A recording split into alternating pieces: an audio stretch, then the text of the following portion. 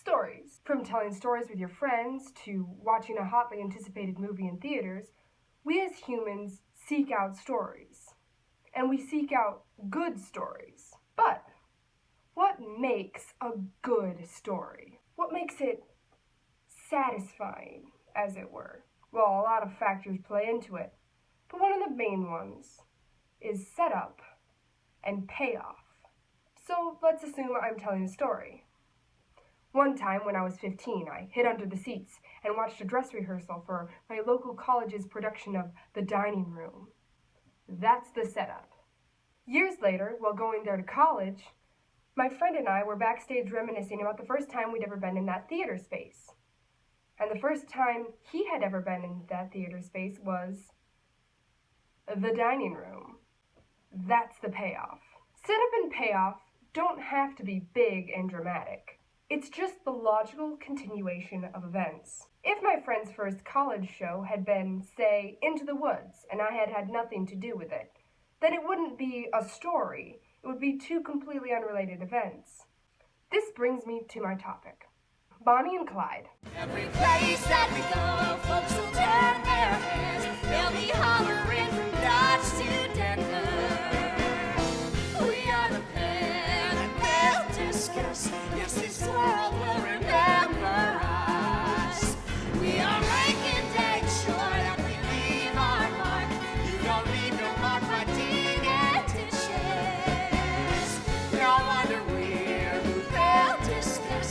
Yes, this world will remember us. The 2011 musical by Frank Wildhorn, Don Black, and Ivan Menchel. The musical, as you can guess, follows the lives of Clyde Barrow and Bonnie Foster. When the show opened on Broadway, critics tore it apart. As I was watching, I was trying to figure out why. Where exactly did this show fail? It had good actors, decent songs, an excellent premise. It seemed like a musical that was destined to succeed on the surface. But it all comes back to setup and payoff. Dying ain't so bad, not if you both go together. If you don't know anything about Bonnie and Clyde, like I did when I watched the musical, their story goes a little something like this. Bonnie and Clyde meet after Clyde has just broken out of jail with his brother Buck. Buck goes back to see his wife Blanche, and she, being a good Christian, tells him to go back and serve his full sentence. Bonnie and Clyde fall in love. Clyde tells his brother not to turn himself in. Buck does anyway. Clyde gets caught. They're both in jail. Because Buck turned himself in, he gets a much lighter sentence. Clyde does not. Ted, a deputy and one of the guards at the prison, falls in love with Bonnie. Blanche and Bonnie decide to stick by their men even though they're still in jail. Clyde, extremely abused in jail, murders his abuser and convinces Bonnie to help him break out. They do, and they ride off to run from the law and rob stores. End of Act 1. Act 2. Clyde robs places while Bonnie keeps out of crime.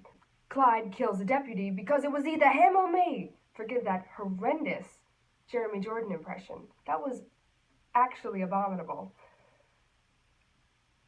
Bonnie wants to leave now that Clyde is a murderer, but decides it's too late to turn back now. Clyde sends letters to Blanche and Buck. Clyde gets shot in the shoulder. Buck hears about this and leaves to help his brother to his wife's protests. Buck shows up at the hideout with Blanche in tow, who is too in love with her husband to leave him behind even though she knows it's wrong. Clyde and Buck go rob a place, and the girls stay home and talk about why they lead the lives they lead. The authorities follow them back to the hideout. There's a shootout. Buck is shot and killed. Clyde and Bonnie shoot their way out. Blanche stays behind with her husband and is arrested. Ted, the deputy in love with Bonnie, finds out from Bonnie's mother where Bonnie and Clyde are hiding. He prepares an ambush for the couple, saying how he wants to rescue Bonnie from Clyde. Clyde doesn't want to go back to see his parents after what happened to Buck. Bonnie convinces him it wasn't his fault. They reflect on the life they've led and ride off into the sunset, thinking that they're probably going to die. And that's the end of Act 2. Yes, Buck, you're going back. But baby, Tomorrow he'll be back in jail.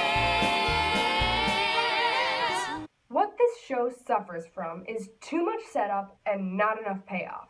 The clearest example here is the ending. We know that Bonnie and Clyde are going to die, and we know they're going to die in the shootout.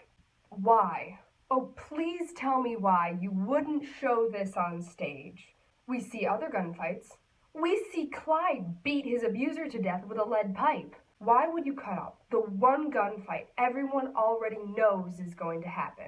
Even Ted, the deputy in love with Bonnie, says something about wanting to kill Clyde. That's a beautiful setup. You set up Ted as the guy who's going to kill Clyde. Or maybe you could have Clyde kill Ted first. Or they both shoot each other simultaneously. Or, I don't know, you had something really good there, but you cut the show off too soon. There were lots of little moments like this. There's an old adage that says you should never show a gun on stage unless you're going to fire it later.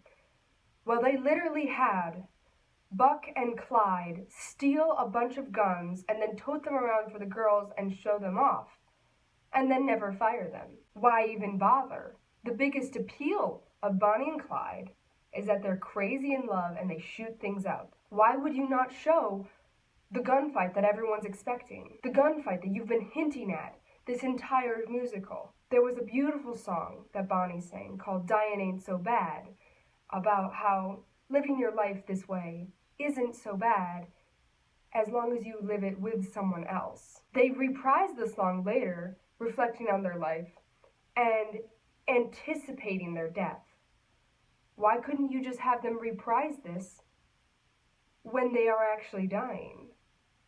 Why couldn't you have the two children actors who play young Bonnie and young Clyde come back after the two main characters have died and reprise this song together?